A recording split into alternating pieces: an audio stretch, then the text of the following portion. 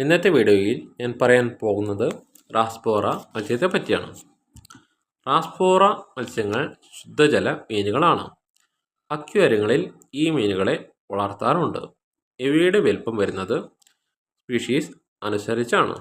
റാസ്പോറ മത്സ്യത്തിൻ്റെ ശരീരം നീളം കൂടിയ സ്ലിം ബോഡി ആയിരിക്കും.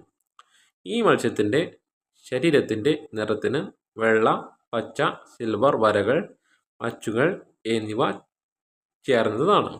കൂട്ടമായി നീന്തുന്ന സ്വഭാവക്കാരാണ് ഈ മത്സ്യങ്ങൾ.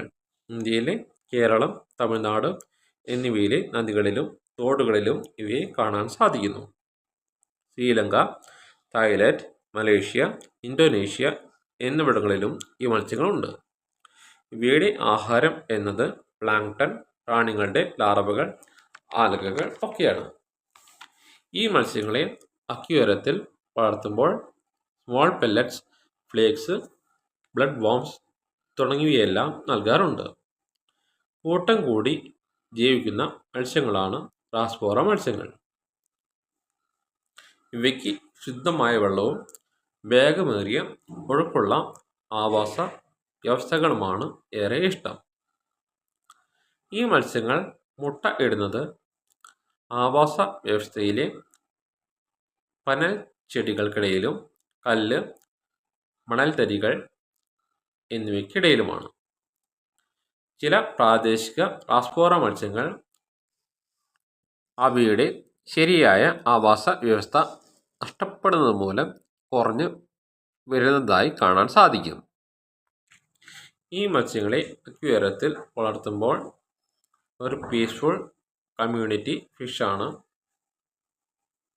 ലീവ് പ്ലാന്റ്സുകളാണ് ഇവ ഇഷ്ടപ്പെടുന്നത്. കുറഞ്ഞത് 6-8 എണ്ണം ഒരുമിച്ച് വളർത്തണം. മോഡറേറ്റ്ലി സോഫ്റ്റോ ക്ലീൻ വാട്ടർ ആയിരിക്കണം. റാസ്പോറ മീനുകളുടെ ആയുസ് സ്പീഷീസിന് അനുസരിച്ച് മാറുന്നു. എന്നാൽ സാധാരണയായി ഈ മീനുകളുടെ ശരാശരി ആയുസ് 4 തൊട്ട് 6 വർഷം വരെ ജീവിക്കാറുണ്ട്.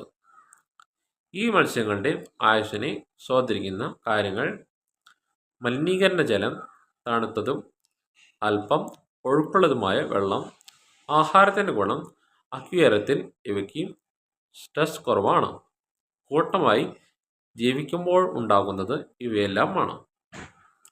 അക്വേറിയത്തിൽ ആയുസ് കൂട്ടാൻ ഈ മത്സ്യങ്ങളെ സഹായിക്കുന്നത് കുറച്ച് മീനുകൾ ആയതുകൊണ്ടും ഫുഡ് ഫിൽട്രേഷൻ ചെയ്യുന്നത് കൊണ്ടും weekly water changes, high quality small food, leave plants, hiding space ഇവയൊക്കെ കാര്യങ്ങൾ കൊണ്ടുമാണ്.